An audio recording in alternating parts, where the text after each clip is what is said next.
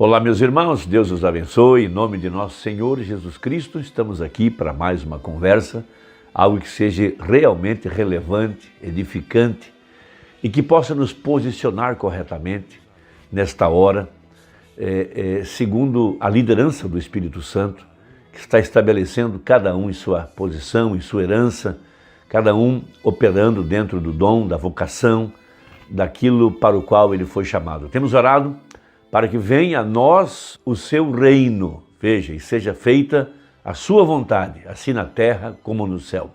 Se há um reino, então tem que haver um rei, e esse rei é Jesus Cristo, nesta hora, em forma de Espírito Santo, e ele está reinando em nosso coração para estabelecer a vontade de Deus em nossas vidas, para que possamos dizer, já não sou eu quem vivo, mas Cristo que vive em mim. E esse é um ponto muito sensível, porque Satanás está o tempo todo, veja, pelejando contra nós, nesse campo de batalha que é a nossa mente, diariamente, para afastar a liderança, afastar o controle, afastar o Espírito Santo da nossa vida. E ele está ali pelejando, porque ele quer tomar o controle. E ele o fará se nós permitirmos, porque somos nós que abrimos o nosso coração para a palavra, ou nós fechamos o nosso coração para a palavra e abrimos para a dúvida, abrimos para a razão, abrimos para a memória, para a experiência, sim, não dando lugar ao Espírito Santo. Veja, o Espírito de Deus tem tomado o coração humano para estabelecer dentro de nosso coração o seu reino. Por isso a oração de Jesus Cristo, que deve ser feita continuamente por cada um de nós. Senhor, venha o teu reino. Agora, o reino de Deus não é desse mundo. Ele não veio para estabelecer o seu reino em nossa cidade, em nosso país, no governo, na política. Não. Veja, o reino de Deus está em nosso coração. É ali onde o Espírito Santo está entronizado. E agora ele veio para cumprir toda a palavra, porque temos passado pela restauração através de Lutero, com justificação pela fé. Logo John Wesley com santificação, porque sem santificação ninguém verá Deus. Logo batismo com o Espírito Santo. E a última parte, a adoção, o posicionamento, estabelecendo o ministério do Filho do Homem como cabeça, Cristo, a era profética, que foi chamado pelo Mombrana de a era efesiana, uma era onde Jesus Cristo estaria tabernaculizado em sua igreja, em sua plenitude, realizando os mesmos sinais que ele realizou há 2000 anos atrás. Porém agora, aqui no tempo do fim, não apenas uma pregação, não apenas pregar pontos doutrinários, pregar coisas verdadeiras, pontos doutrinários, não só uma mensagem evangelística. Tudo isso está bem, tudo isso está correto, mas trazer as mesmas obras e maiores do que aquela de quando ele esteve aqui pela primeira vez. Então veja, o Rei, o Senhor Jesus Cristo, quando ele nasceu naquela manjedoura, veja, ele era o presente embrulhado de Deus, um pano tirado da canga de um boi, por assim dizer. Veja, os magos vieram do Oriente para adorar ao Rei. Ali estava Jesus, ele era o Rei dos judeus. Mas eles rejeitaram, eles não quiseram a sua liderança. Eles pensaram que a liderança de Jesus seria uma liderança político-religiosa, tipo aquela daquele líder político que trocaram Jesus por Barrabás. Ele era um líder político, um líder religioso do seu dia. Eles pensaram que o reino de Deus era um reino político, um reino material. Mas Jesus disse, o meu reino não é desse mundo. Então, da mesma forma agora, veja, o reino de Deus ele não é desse mundo. Ele não está aqui para estabelecer a política de A ou B.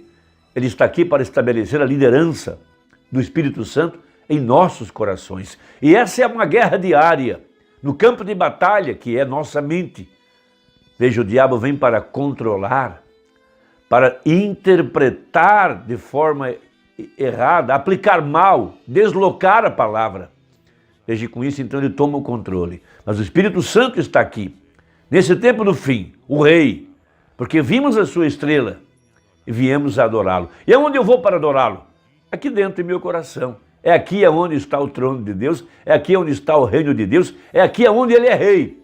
Ele pode não ser rei para a minha cidade, para o meu país, mas aqui dentro, e dentro de você, e dentro de cada crente verdadeiro, ele é o rei. Porque primeiro ele estabelece o seu reino dentro do homem, e depois ele vai estabelecer o seu reino na terra onde esse homem irá governar. Então primeiro o reino de Deus vem a nós. Jesus disse, venha a nós primeiro. Não venha à terra primeiro, venha a nós primeiro, disse ele. Então, o diabo ele procurará afastar o homem da simplicidade, da liderança do Espírito Santo, de ouvir a voz de Deus, mansa e suave, dentro da nossa alma, nos guiando pela palavra. Nós não precisamos de outra coisa além da palavra, e a palavra já está em nossas mãos, a palavra já está revelada, a palavra profética. Veja, então em 2 Coríntios capítulo 11, verso 3, o apóstolo São Paulo, ele confessa o seu temor daquilo que estava vindo depois da partida dele. Veja, Paulo estabeleceu a era efesiana, uma era de milagres, uma era do poder sobrenatural, uma era da liderança do Espírito Santo através da palavra. Ali estava o profeta Paulo. Veja, separou a lei da graça, colocou as igrejas em ordem, estabeleceu pastores, estabeleceu diáconos, estabeleceu damas e cavalheiros, estabeleceu a conduta feminina, a conduta masculina, colocou em ordem os dons, estabelecendo a igreja para liderá-la pelo Espírito Santo assim que ele partisse. Mas ele já estava vendo que depois de sua partida, homens com mente políticas, na ausência dele, veja, dentre a própria igreja já estava se levantando para dominar o rebanho. Então ele escreve, mas temos que, assim, ou melhor, vamos ler o verso 2, capítulo 2 Coríntios, capítulo 11, verso 2 e 3. Porque estou zeloso de vós com o zelo de Deus. Ele podia dizer, já não sou eu quem vivo, é Cristo quem vive em mim. Porque vos tenho preparado para vos apresentar como uma virgem pura a um marido, a saber, a Cristo.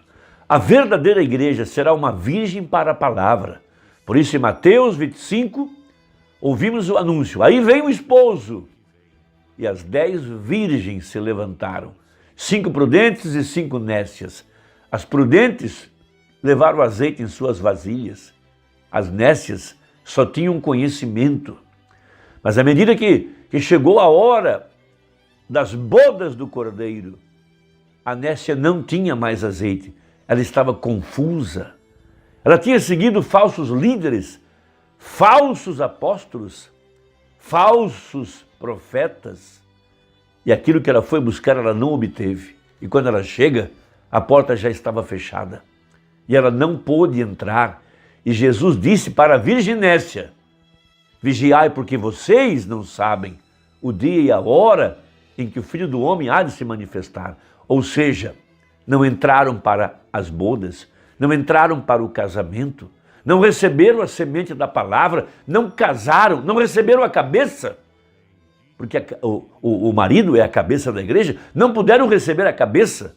Quando ela vem em 63, não puderam crer. Estão seguindo lideranças humanas, ali foram enganadas. Veja, mas temos que, assim como a serpente enganou Eva com a sua astúcia, assim também sejam de alguma sorte corrompidos os vossos sentidos.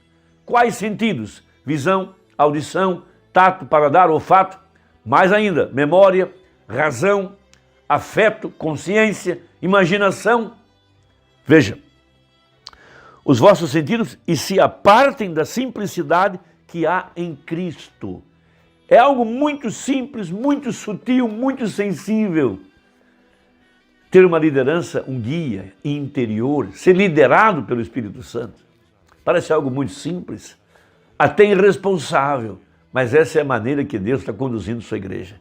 A era efesiana é a era da abertura do Rio Jordão, da derrubada de Jericó, com o som das 7 trombetas, 7 vozes, derrubando os muros, derrubando as barreiras. Veja, é a era em que Josué mexeu na natureza, ordenou ao sol e à lua, essa era está aqui em nossos dias. Veja, ordenando a natureza, ordenando a tempestade, ordenando o sol, dando vida ao peixinho. Veja, trazendo esquilos pelo poder da palavra falada, trazendo outra vez a liderança profética, o anjo do Senhor, o Espírito Santo, liderando o profeta para esse dia, como liderou Josué. Essa é a era efesiana. O mesmo anjo que guiou Josué, o Espírito Santo, é o mesmo anjo que está aqui no tempo do fim, liderando a igreja. Liderou o seu profeta e agora está liderando a igreja. Porque essa é a forma perfeita, simples, porém real. Simples, porém correta. Então veja a mensagem à era de Éfeso, página 75, falando a respeito desse poder do diabo que estava sendo introduzido no meio da igreja, e mostra o profeta o que é de fato uma era efesiana. Muito bem, agora qual era o clima espiritual dessa igreja? Ela tinha deixado o seu primeiro amor. Veja, deixar o seu primeiro amor da palavra de Deus nos foi revelado como sendo a queda de sua origem, a qual foi o Pentecostes. Veja, quando a serpente colocou uma interpretação na palavra, Eva foi pregar o evangelho para o seu marido. Quando uma mulher vai buscar um conselho com outro homem que não é seu marido, ela já tem um espírito de adultério. Quando a igreja ouve teólogos, ouve homens de mente política, sabedoria humana, administrativa, e deixa de seguir a liderança do Espírito Santo, ela já perdeu a simplicidade, já está em adultério espiritual. Então veja, em linguagem clara, isso significa que esta igreja estava em perigo de ser retirada da liderança do Espírito Santo, o controle do Espírito. Foi exatamente isso que aconteceu depois que Moisés guiou Israel para fora do Egito. A maneira de Deus era guiá-los através da nuvem de fogo, veja, da palavra profética, de milagres e sinais e prodígios dados por Deus. Deus confirmando a pregação, confirmando a palavra, com sinais e maravilhas. Veja, 7 anjos, 7 lâmpadas, 7 vozes, 7 espíritos, liderando a igreja. Veja, com o poder da palavra profética, com sinais e maravilhas de Jesus ressuscitado, para mostrar que não eram homens, era o Espírito Santo. Veja, a maneira de Deus, então essa é a palavra, isto era para ser realizado por homens selecionados por Deus, e ordenados por Deus, e equipados por Deus, veja, e enviados por Deus, com todo o acampamento sendo dominado por um movimento do Espírito Santo.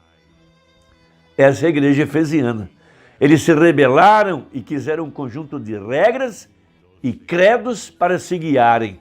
Depois eles quiseram um rei.